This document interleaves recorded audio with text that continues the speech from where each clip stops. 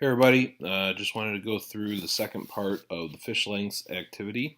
So you should have had this data into your calculator, and we're going to look at that here in a minute.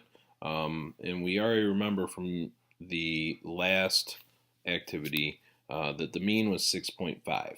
Now what we want to do is we want to look at measures of spread. And so measures of spread we're going to look at and see how far away are all of these points from the mean, and those are called deviations.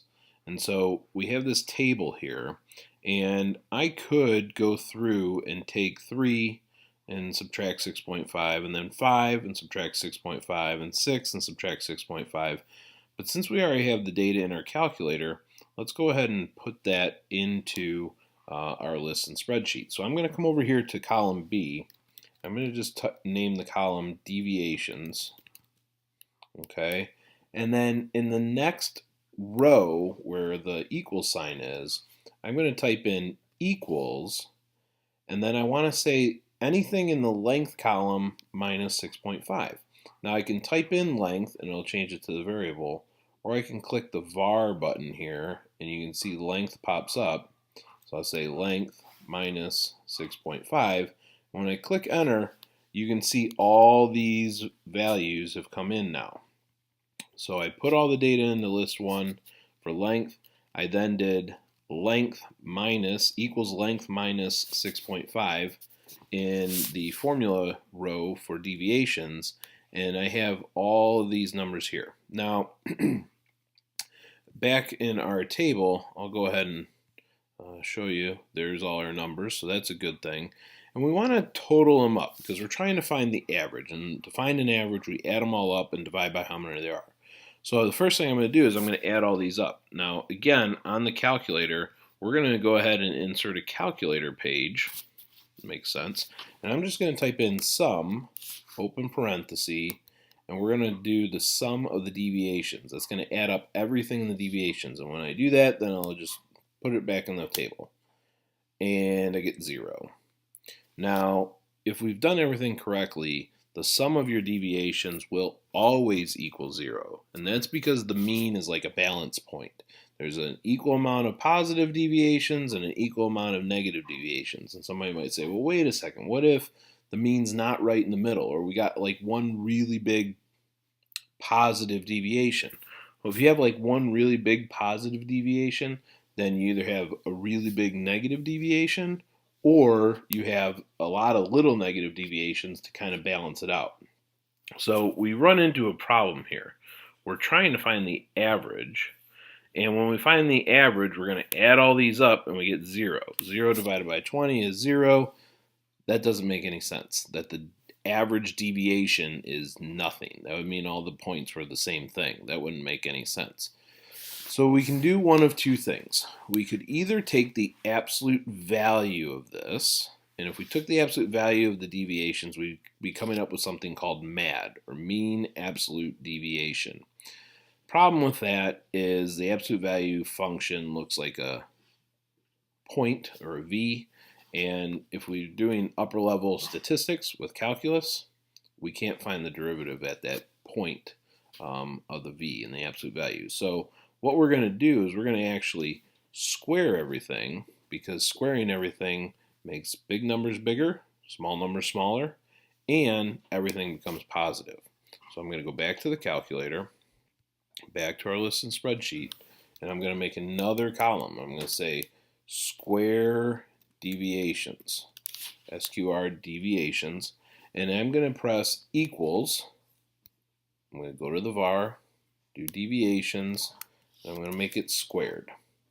And then you can see all these values are now the squared deviations. Notice they're all positive.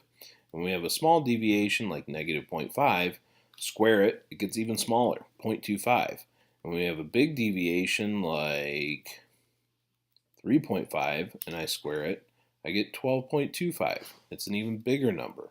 So squaring makes small numbers less than 1, between 0 and 1, smaller, and big numbers bigger than 1, bigger, and it makes everything positive, because now, looking back over here, I can go ahead and add all these squared deviations up, and I get 65. So now what I want to do is I want to say, okay, our mean was 65, our sum of our squared deviations was 65, and then we have 20 different squared deviations. So if I want to, I can go ahead and come up with this idea here. Now this has our sum of our squared deviations divided by n, and I'm using this sigma squared to represent that. And so 65 divided by 20 is 3.25. Now that's the average squared deviation, but we want the average deviation or the standard deviation. And so to undo that squared, we square root the whole thing. So if we do the square root of 65 over 20, we get the square root of 3.25, which is 1.8028. Now notice I'm using sigma, lowercase sigma squared and lowercase sigma. That's because we're dividing by n. These are called the population variance and the population standard deviation. If I wanted to use S, which is the sample variance and the sample standard deviation, then what I'm going to do is I'm going to divide by n minus 1. It has to do with degrees of freedom and some other things that we're not ready to quite talk about yet. But basically we do the same thing. We add up all the squared deviations, and instead of dividing by n, we divide by n minus 1. And when we get that, we get 3.4211. And then we take the square root of that, and we get 1.8496. And so that's our sample standard deviation. Now, I'm just going to show you real quickly that we can do all of this, because usually somebody's going to say, but Mr. Gerhard, do we have to do this every time we want to find a standard deviation? The answer is no. Okay, because once I have the data into my calculator like this, I go to my calculator page and I go Menu, Statistics, Stat Calculations, One Variable Statistics. I click OK for one list. I put in the length as my variable, and I click OK. And when I do that, it gives me all these statistics. And you can see right here. Here's X bar, 6.5. Sigma X is the sum of all the X values. Sigma X squared is the sum of all the squared X values. And then right here we have SX and Sigma X. And SX is when we divide by n minus 1, and you can see that right there. We get 1.8496, which is exactly what we had before, 1.8496. And sigma x is where we go and divide by n. We get 1.8027 or 1.8028. And you can see that's what we got here for our population standard deviation. And so that helps out really well. And then you can also scroll down and you can see they're going to give us our 5-number summaries, which you're going to do in your next activity. And so n's 20, minimum's 3, Q1's 5, median 6.5, Q3 8, max 10, and the sum of the squared deviations, which we had already calculated, is 6.5. Hope that helps. See you soon.